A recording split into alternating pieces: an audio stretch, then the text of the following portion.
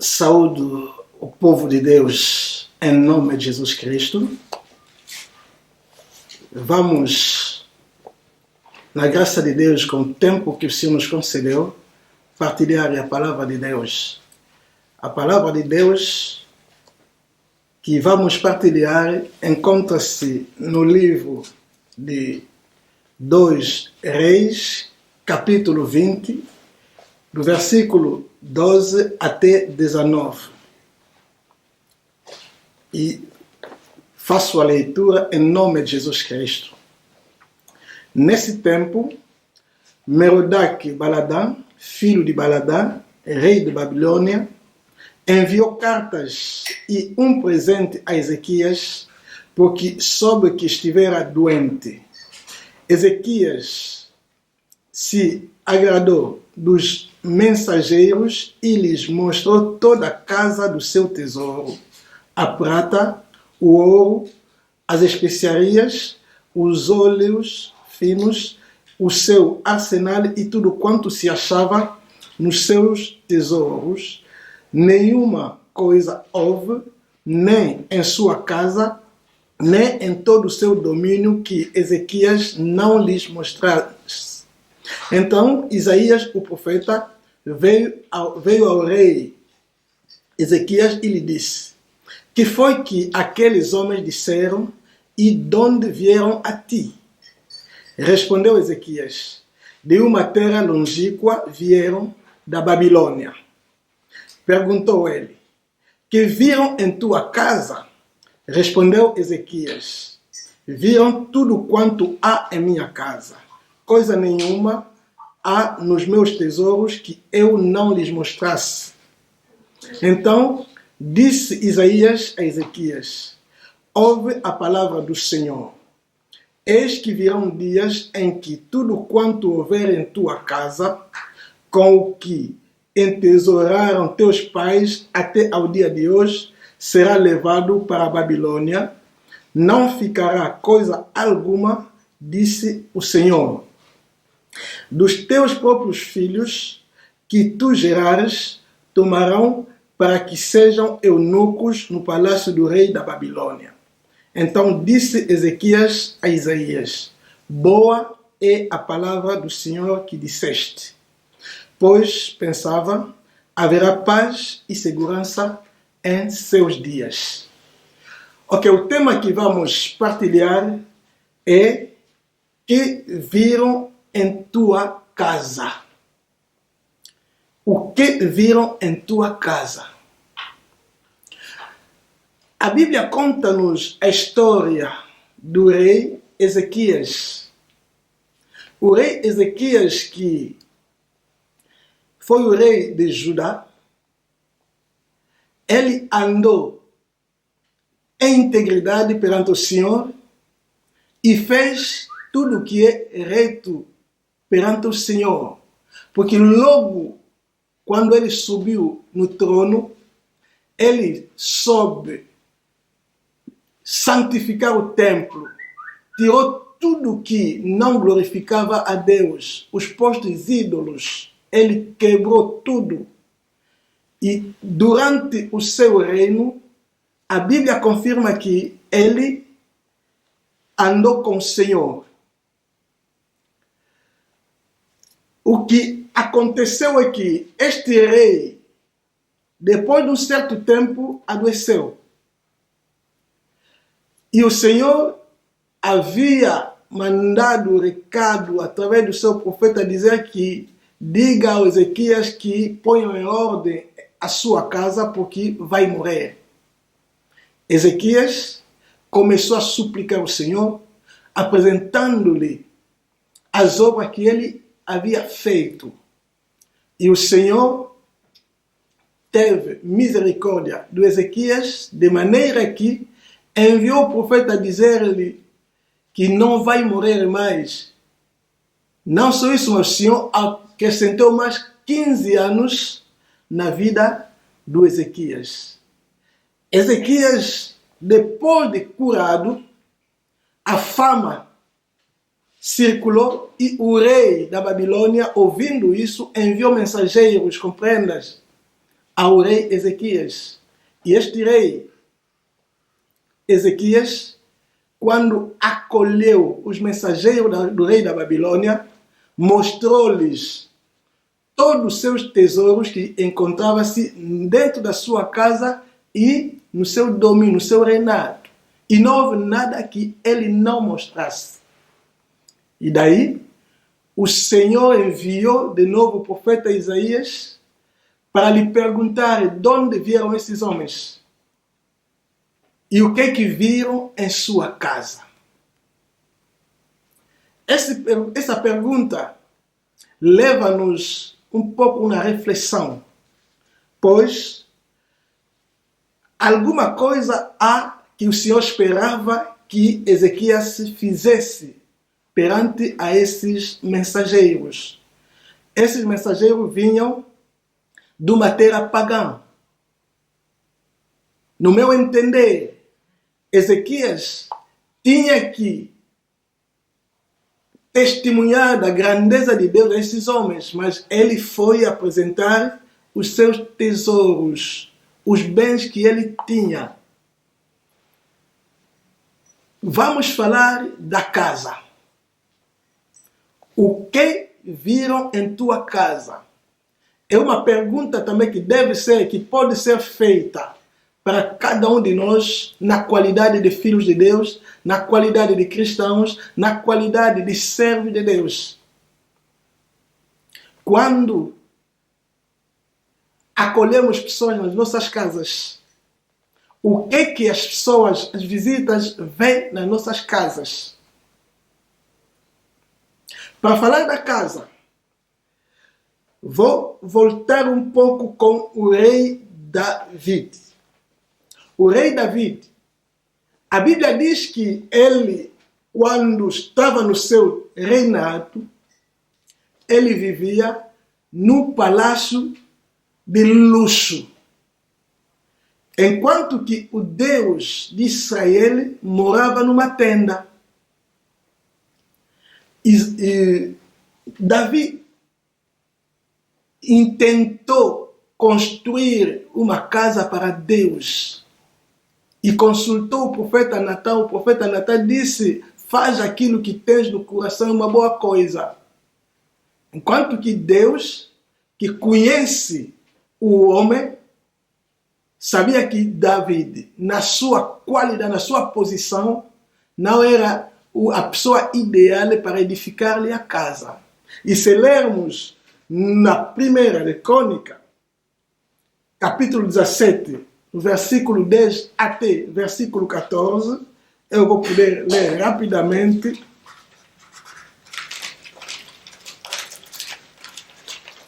A Bíblia nos diz: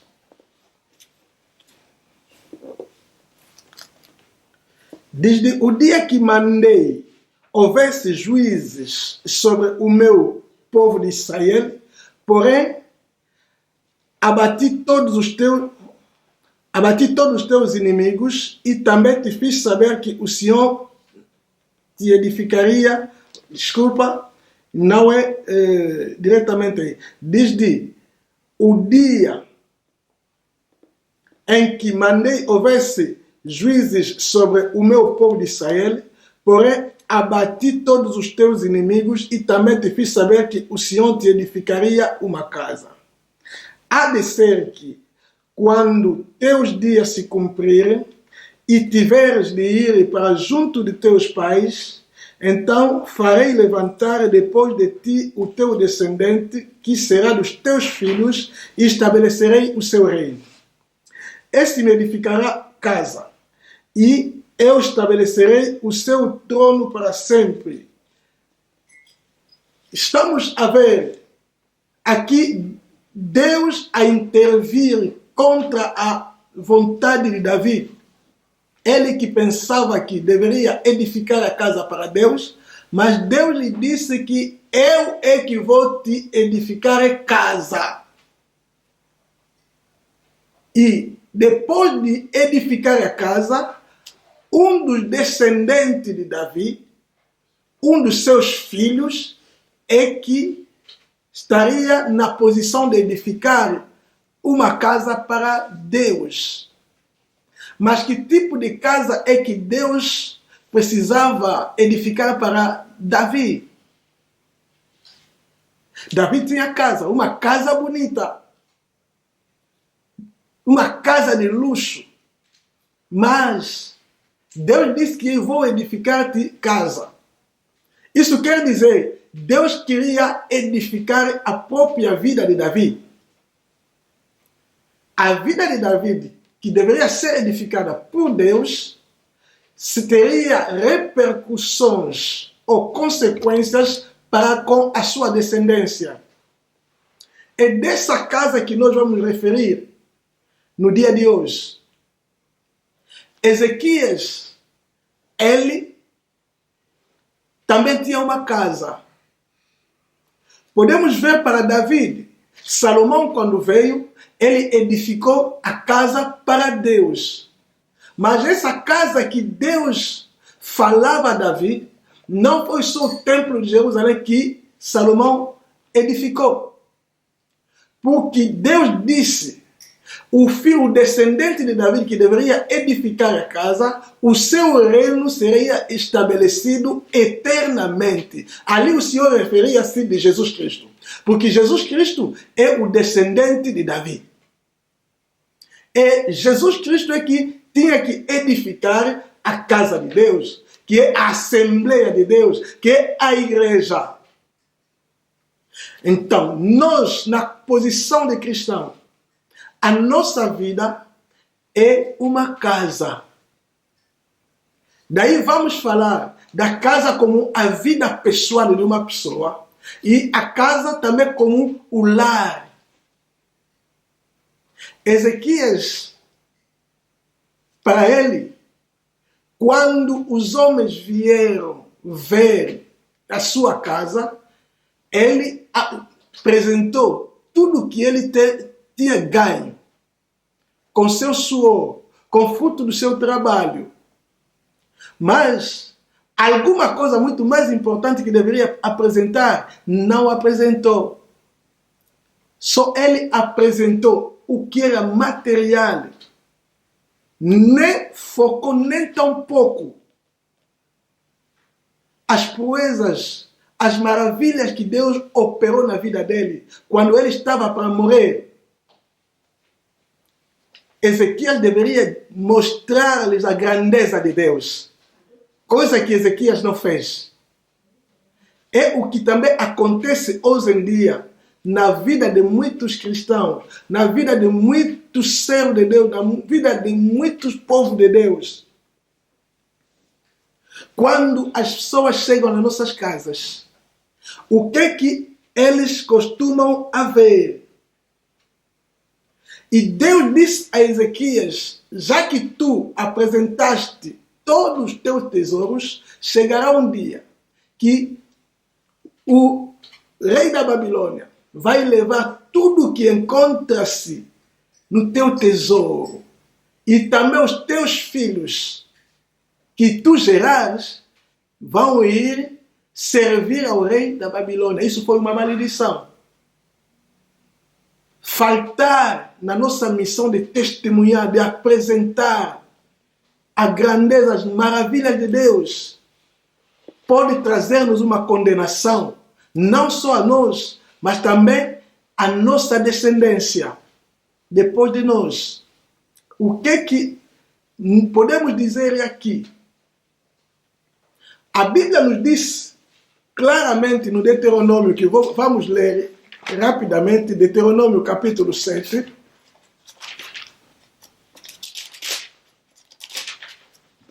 a partir do versículo 1 e versículo 6, depois saltamos 25 e 26. Quando o Senhor teu Deus te introduzir na terra a qual passas a possuir e tiver lançado muitas nações de diante de ti, os heteus e os girgazeus e os amoreus e os cananeus e os ferezeus e os heveus e os jebuseus, 7 nações mais numerosas e mais poderosas do que tu, e o Senhor teu Deus as tiver dado diante de ti para as ferires, totalmente as destruirás. Não farás com elas aliança, nem terás piedade delas, nem contrairás matrimônio com os filhos dessas nações. Não darás tuas filhas a seus filhos, nem tomarás suas filhas para teus filhos, pois elas fariam desviar teus filhos de mim, para que servissem a outros deuses. E a ira do Senhor se acenderia contra vós outros, e depressa vos destruiria. Porém, assim lhes fareis: derribareis os seus altares, quebrareis as suas colunas, cortareis os seus postes ídolos e queimareis as suas imagens de escultura. Porque tu és povo santo ao Senhor, teu Deus. O Senhor, teu Deus, te escolheu para que lhe fosses o seu povo próprio de todos os povos que há sobre a terra. Deus falava ao povo de Israel, através da boca de Moisés, que quando forem introduzidos na terra que Deus prometeu, na terra prometida, Deus disse que eles não deveriam dar seus filhos no casamento às filhas daquelas nações, dos girgazeus, dos cananeus. E também Deus já continua a dizer que eles, o povo de Israel é um povo santo. Dali, esse povo santo não deveria fazer aliança com outros povos, nem deveria compadecer-se com as coisas daquelas nações.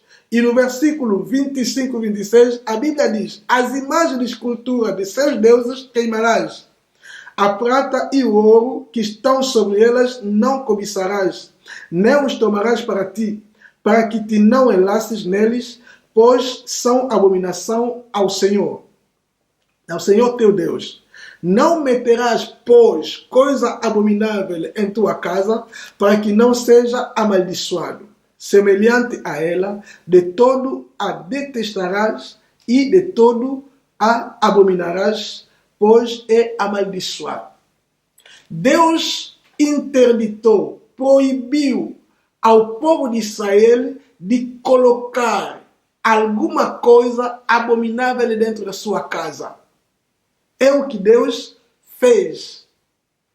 Mas o que acontece quando as pessoas chegam nas nossas casas? O que encontram nas nossas casas? Da mesma forma que encontraram tesouro, dinheiro, muitas coisas na casa de Ezequias, nós, quando recebemos nossas visitas, a primeira coisa é apresentar os efeitos que estão em nossas casas. Coisas, às vezes, que não glorificam o santo nome do nosso Deus. Nada prova realmente que nós somos povo de Deus, povo santo de Deus. É lamentável nesse tempo do fim que o povo de Deus deveria testemunhar a Deus dentro da sua própria casa, mas estamos a colocar coisas abomináveis em nossas casas. Falando da casa como a vida de uma pessoa. Jesus disse em Mateus 6,6 que quando orares, entra no teu quarto, fecha a porta, fale ao teu pai que está lá no segredo. E o teu pai que está lá no segredo vai te ouvir. Na intenção de Deus, o quarto representa a nossa vida. É a casa. E na nossa casa, que é a nossa vida, só Jesus é que deve lá estar.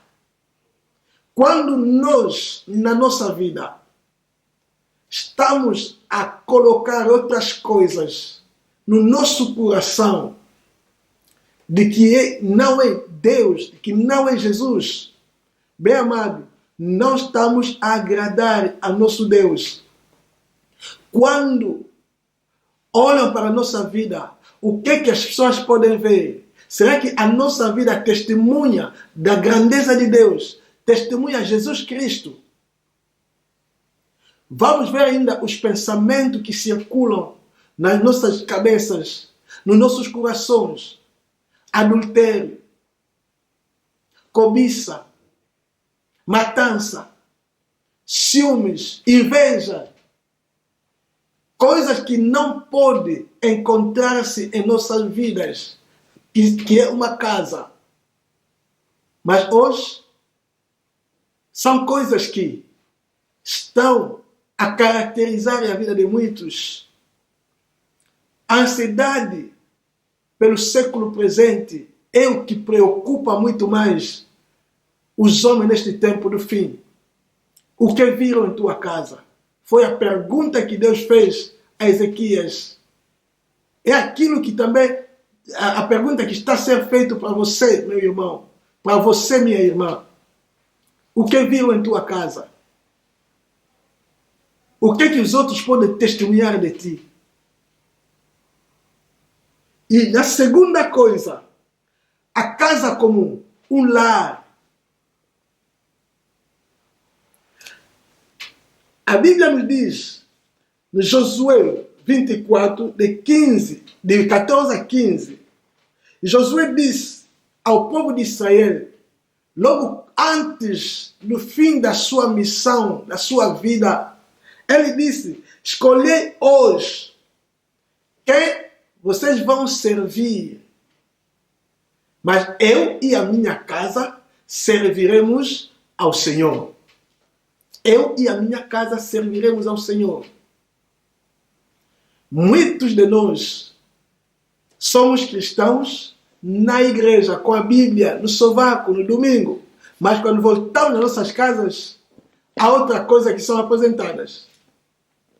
Há filmes que nem testemunha Deus. Não há nada que prova realmente que somos cristãos. O que os mundanos estão a fazer em suas casas é a mesma coisa que o povo de Deus também está a fazer. Não há diferença nenhuma. Não há diferença nenhuma. Mas a nossa casa, com todos que vivem nas nossas casas, temos que testemunhar a Deus. Temos que ter aquela vida, temos que apresentar a Jesus Cristo na nossa vida. Falando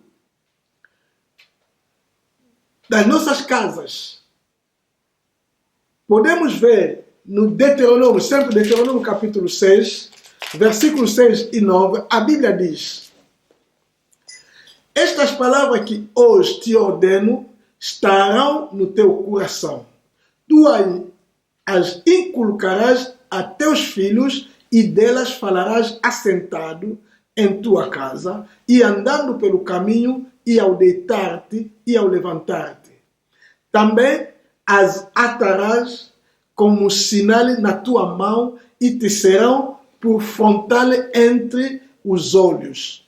E as escreverás nos umbrais de tua casa e nas tuas portas. Essa é a recomendação que Deus deu ao povo de Israel.